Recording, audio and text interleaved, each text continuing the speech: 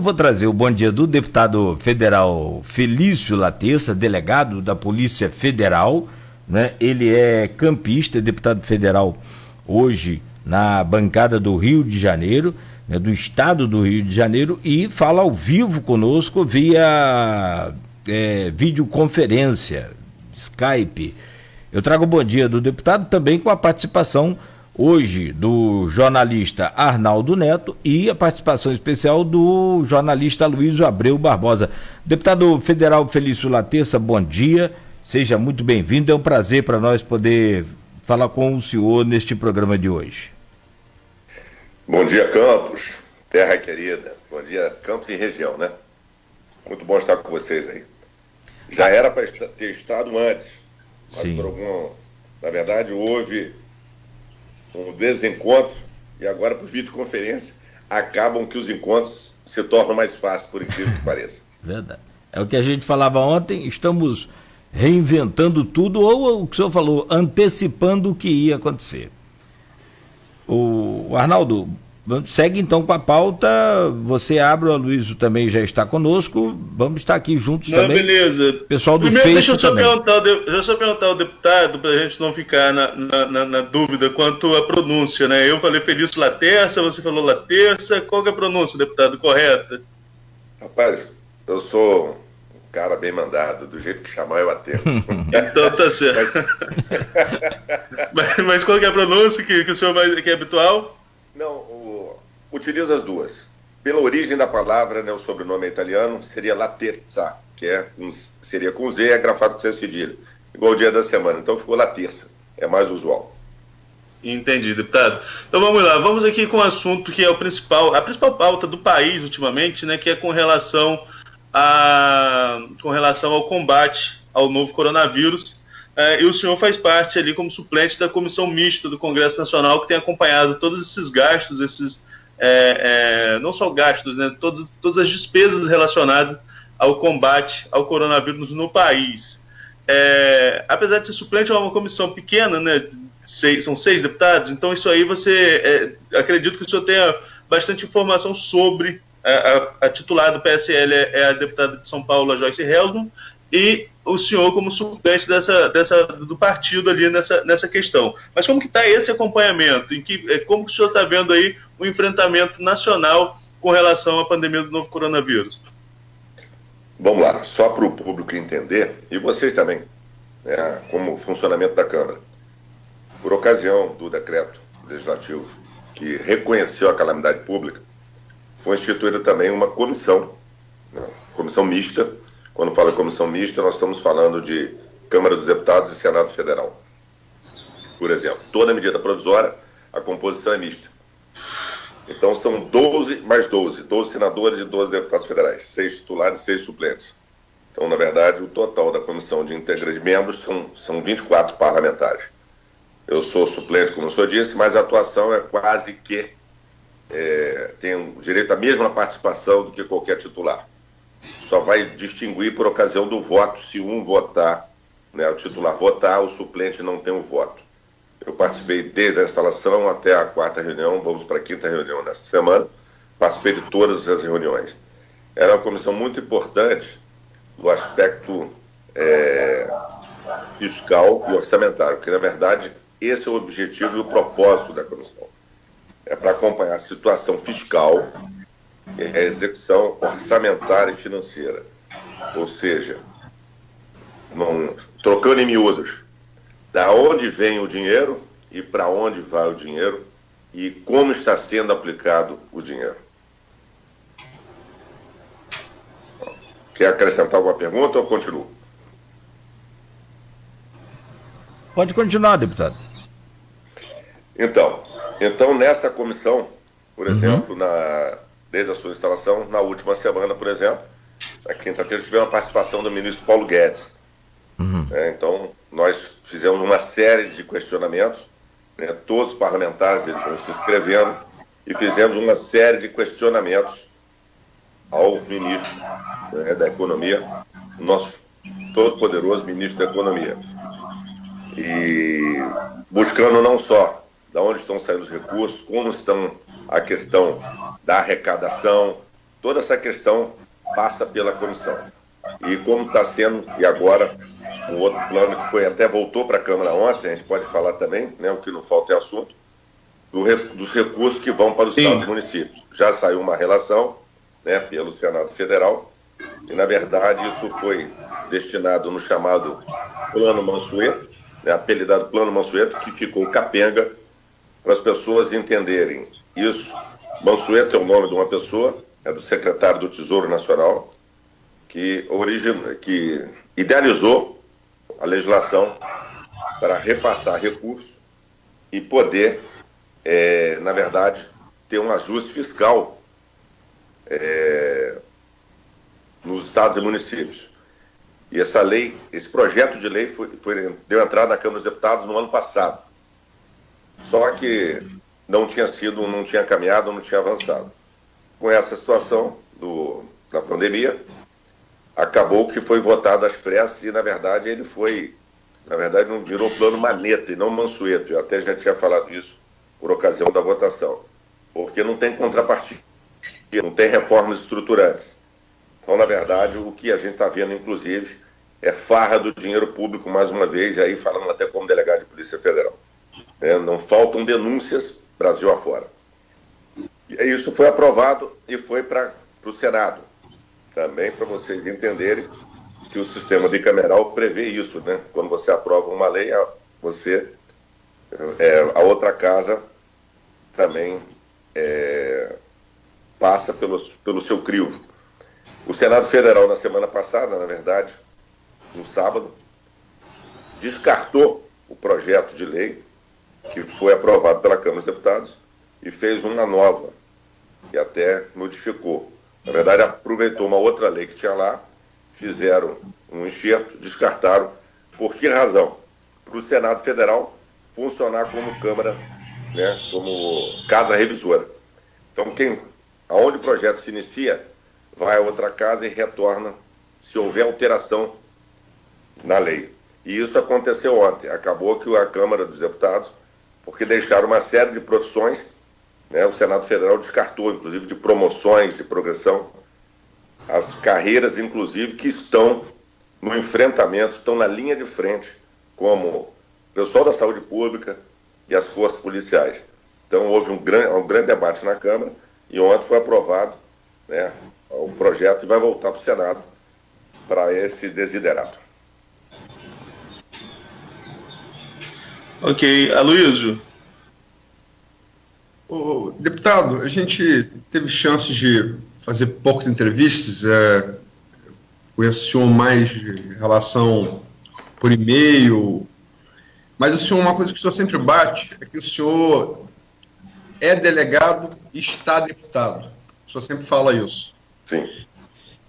E nessa condição perene de delegado da Polícia Federal e sazonal de parlamentar, falando mais como delegado, como é que essa crise toda nacional, né, aberta com a saída do ex-ministro Sérgio Moro e com o Valeixo, que trabalhou com ele desde lá da Lava Jato de Curitiba, como é que essa crise toda está ressoando na categoria?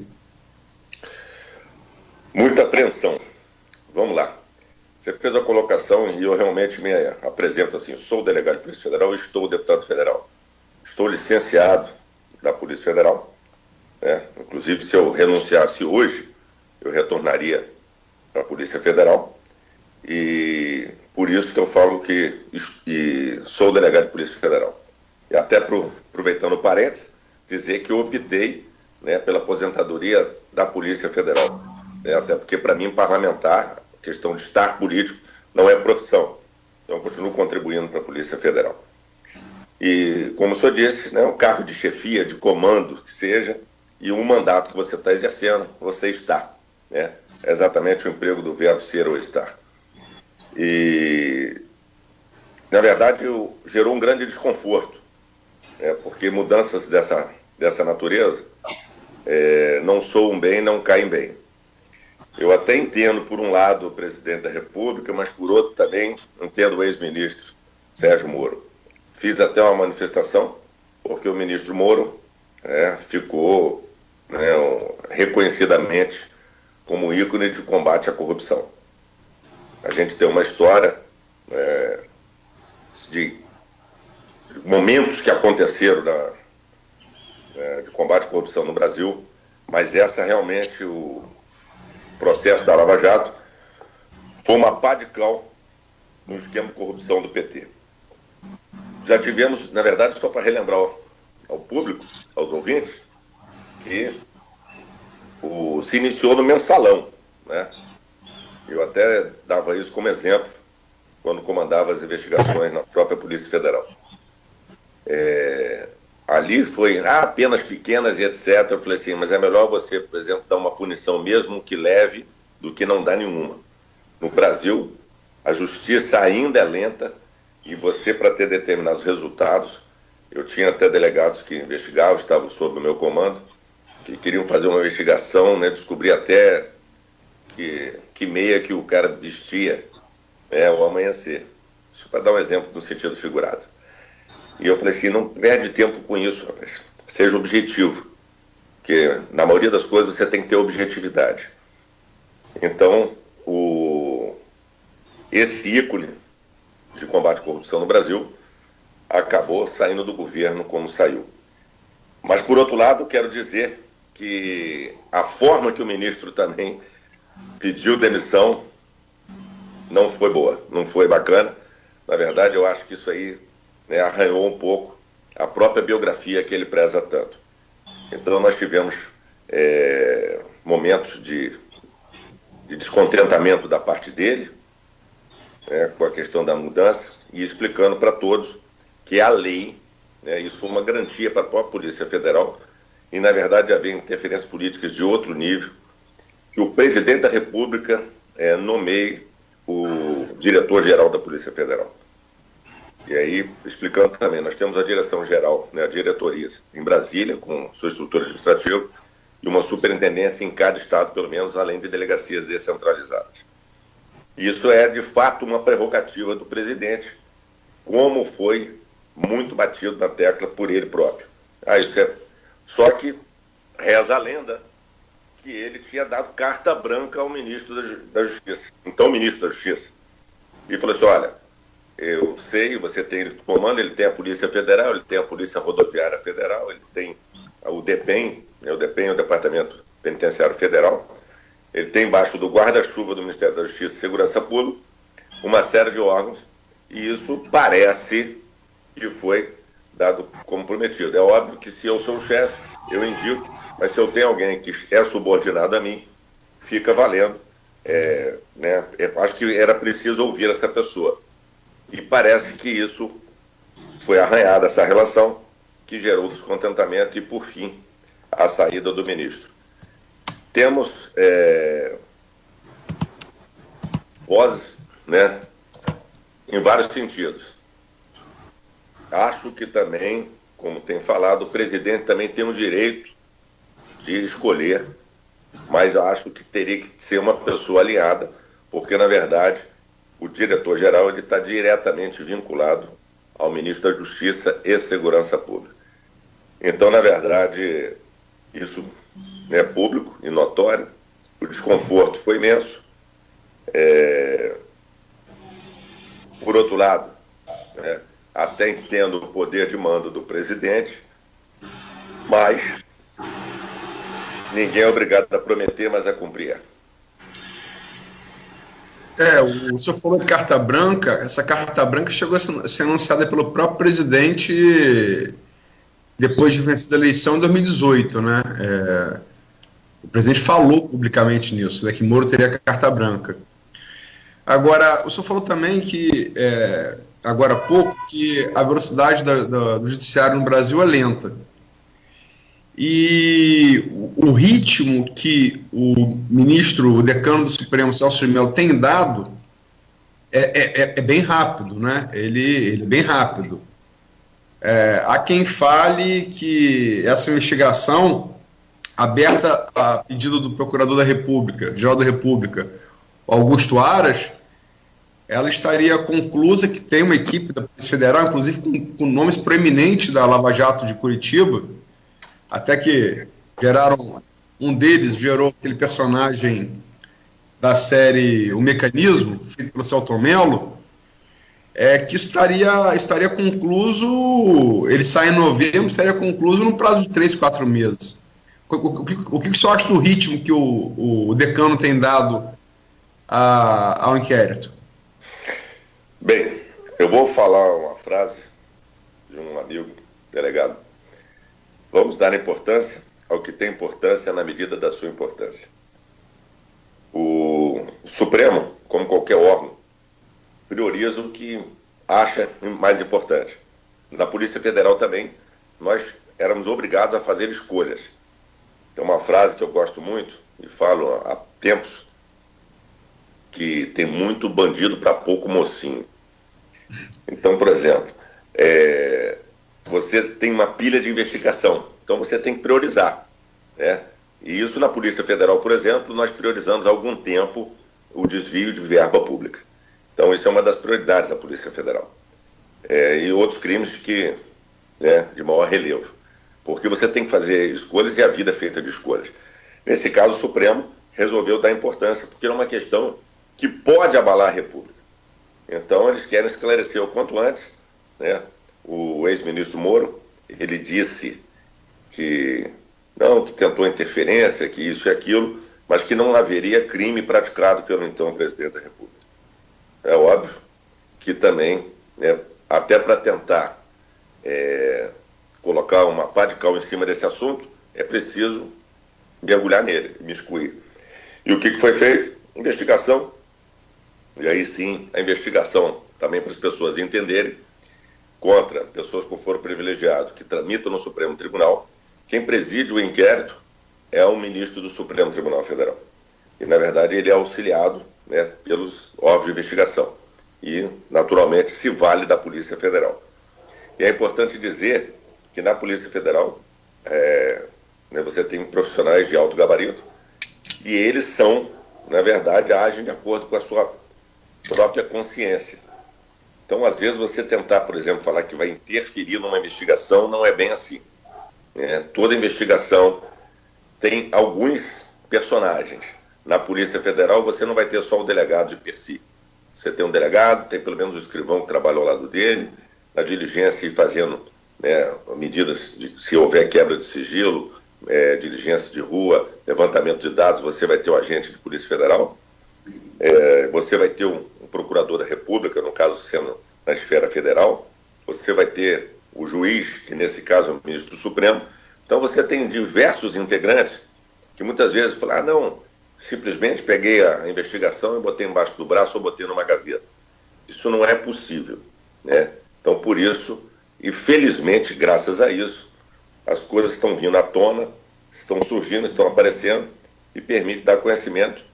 E, para mim, doa quem doer, a coisa tem que vir a público e fazer ela acontecer. Deputado, no discurso de demissão, o ministro citou um trecho que foi até muito repercutido com relação a que não houve essa tentativa de interferência no governo da ex-presidente Dilma, por exemplo, no auge ali da Lava Jato. Com a experiência de delegado do senhor e não só pelas ações que o senhor participou à frente, mas eu acho que, como qualquer profissão, a Luiz colocou aí, tem bons e maus profissionais, mas todos os profissionais conversam. Quando a gente falava dos jornalistas lá no primeiro bloco, a gente conversa, conversa com pessoas de outros setores. Essa interferência política em determinadas investigações já aconteceu de alguma forma? O senhor já tomou conhecimento quanto a isso, investigações mais fortes, algumas tentativas ao menos, não que ela tenha tido efetividade, mas essa tentativa de influenciar já aconteceu em outros momentos também? Isso faz parte da República, Arnaldo. Na verdade, os políticos no Brasil, e falo muito à vontade porque hoje eu estou político, na verdade queriam comandar tudo e todos. Então, não raro, eles tentam se chegar de uma forma ou de outra e tentar interferir de fato em investigações ou até no rumo das coisas que estão sendo feitas. A gente só não pode confundir, porque na verdade muita gente também acha que determinadas coisas tudo é interferência. Então é uma linha muito tênue. Então a gente tem que ter muito cuidado com isso também. O que é fazer fazendo um paralelo, o que é interferência e o que não é. Por exemplo, o que é liberdade de imprensa e o que não é liberdade de imprensa. Né? Eu mesmo já passei por questão, junto com a imprensa, de que você tem uma versão e é contada outra. Isso foge à liberdade de imprensa. A liberdade de imprensa tem compromisso com a verdade. Mesma coisa com a investigação. Eu, enquanto investigador, eu tenho compromisso com a verdade. Inclusive, a gente chama no direito penal da verdade real.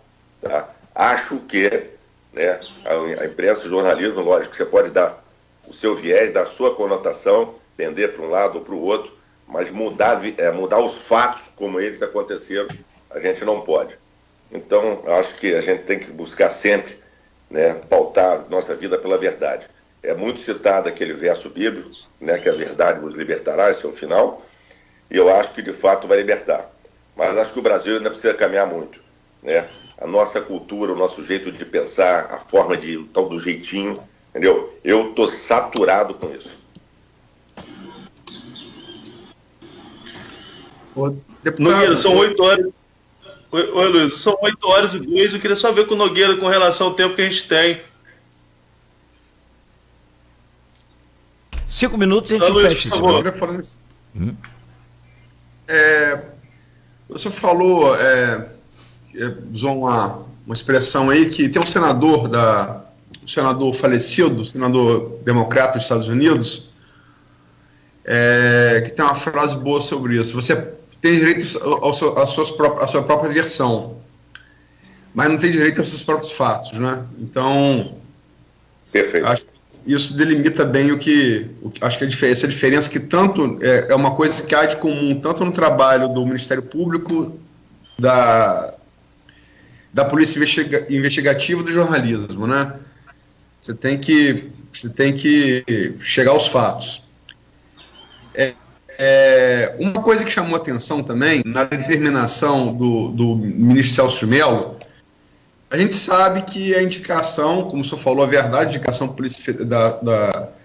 da diretoria-geral é uma prerrogativa constitucional do presidente da República, isso é inquestionável, né? Como também está na Constituição que o serviço público tem que ser impessoal, né?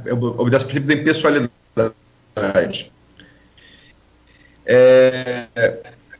Recentemente, o Augusto Aras foi um cargo disputado, ele foi nomeado pelo presidente Jair Bolsonaro como procurador da PGR, né? A gente sabe que ele não estava naquela lista ali apresentada pelo Ministério Público Federal, também é prerrogativa do presidente, embora é um hábito que tivesse sido mantido, ele vinha sendo mantido pelos presidentes anteriores. E uma coisa que chama atenção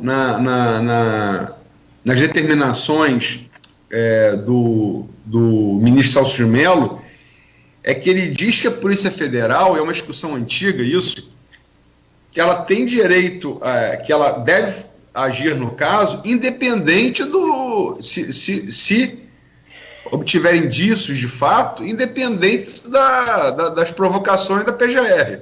O que o senhor acha disso, como delegado? Não sei, não tenho dúvida.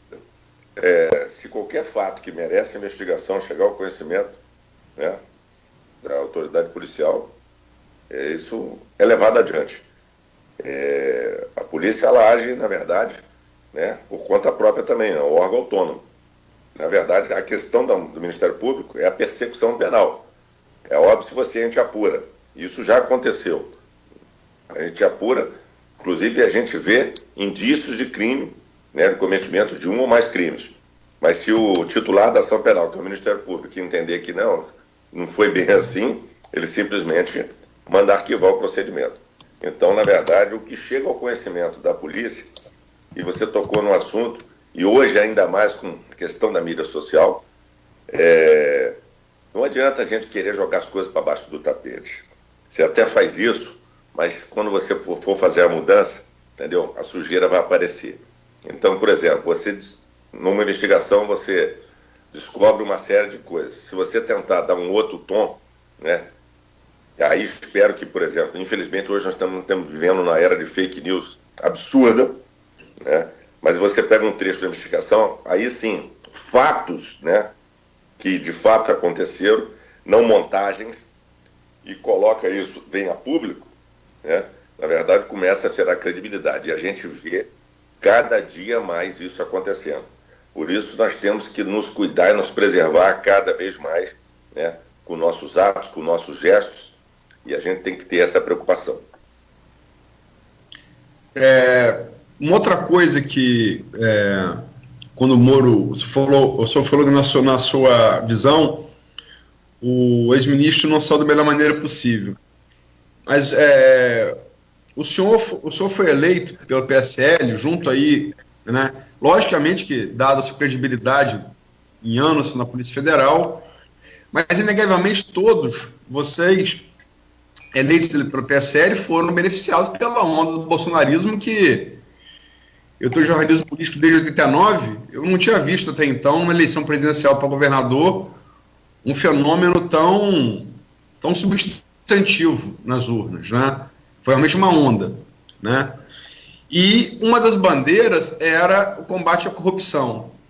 E uma das coisas que o ex-ministro Sérgio Moro saiu atirando, ele disse que ao contrário do que foi prometido em campanha, o combate à corrupção não era, no entendimento dele, uma das bandeiras do governo federal de Jair Bolsonaro. Como é que você enxerga isso? Pois é, vamos falar de eleição e vamos falar do ministro.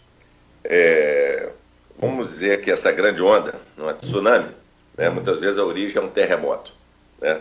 Uma rachadura, uma fissura no oceano, e aí, né, se forma uma grande onda. Nós fizemos parte da onda, tá? Valendo o que você está dizendo aí. Na verdade, essa onda, né, por exemplo, eu particularmente entrei com a minha credibilidade, com a minha história, né, de vida.